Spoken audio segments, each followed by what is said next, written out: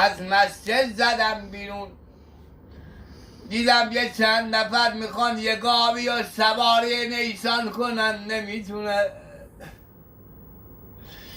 گفتم برید کنار، همه رفتن کنار. یه نگاه تو چشمای گاوه کردم، یه دستی کشیدم رو پیشونی گاو، دیدم گاو به راحتی سوار نیسان شد. یه جوونی اومد بهم گفت خدا خیرت بده، انشاءالله وقتی رسیدی خونه خدای خبر خوبی بهت بده.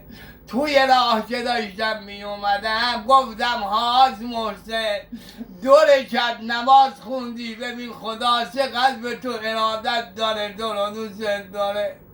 اومدم تو خونه دیدم ببینم ننم هی داره میره این بره حیات اون بره حیات، زار گریه میکنه، مثل بارون بهار داشت گریه میکرد. گفتم ننه چه خبر شده؟ گفت ننه دیشب گاومون رو دزدیدن. یه لحظه به خودم اومدم گفتم خاک تو سرت کند، گاو تو رو شناخت و تو گاو رو نشناختی. آی خدا